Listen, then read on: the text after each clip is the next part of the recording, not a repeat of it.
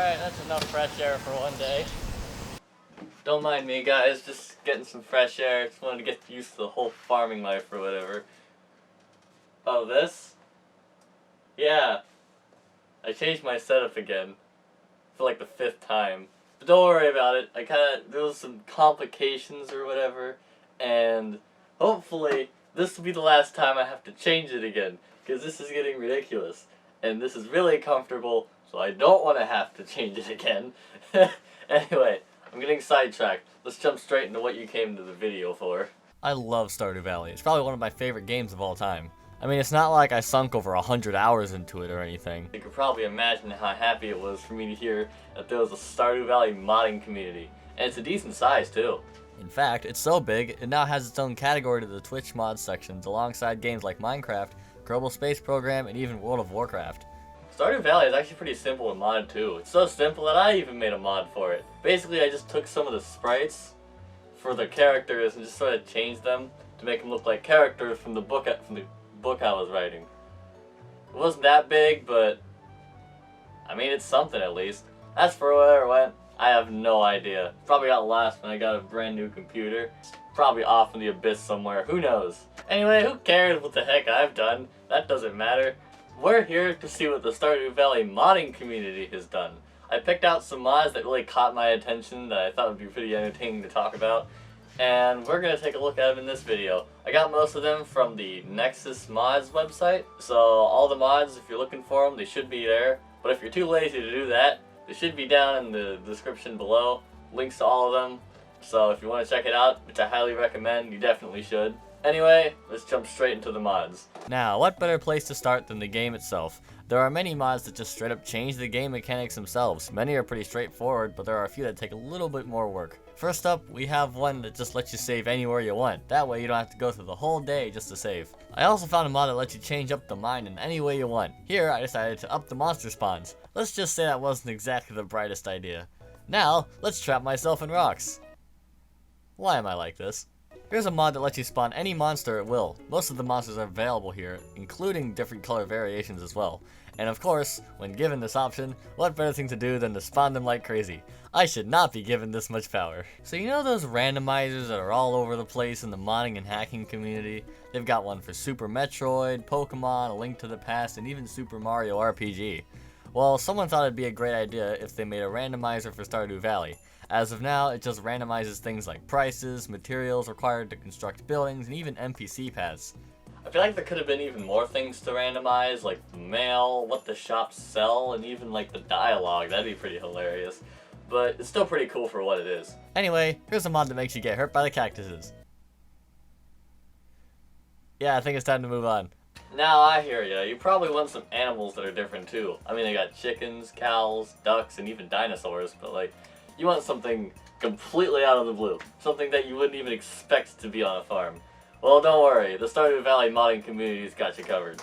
There are several mods that change up the animal sprites to different things. Want your sheep as a wooloo? We've got your back. Want your cows to be replaced by toros? We got that too. How about replacing the cat with a Vulpix? How about we replace Leah with a Gardevoir? Hey look, the wizard is a Mewtwo now. They weren't animals before, but they technically are now. Okay, that's enough with Pokemon. There's gotta be better options. No! Alright, so perhaps you want some new monsters instead.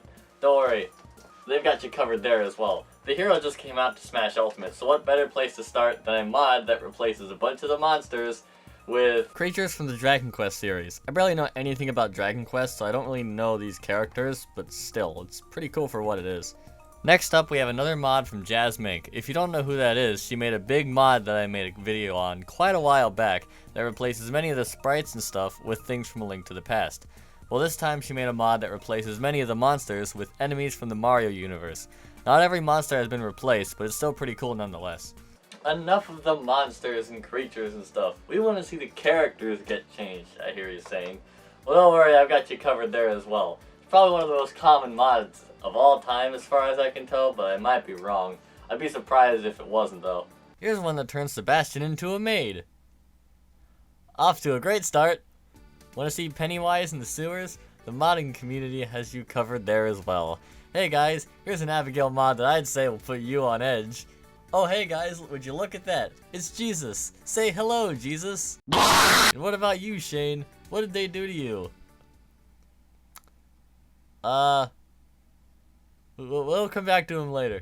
Perhaps you want something on a bigger scale. Well, here's a mod that turns most of the citizens into monster versions of themselves.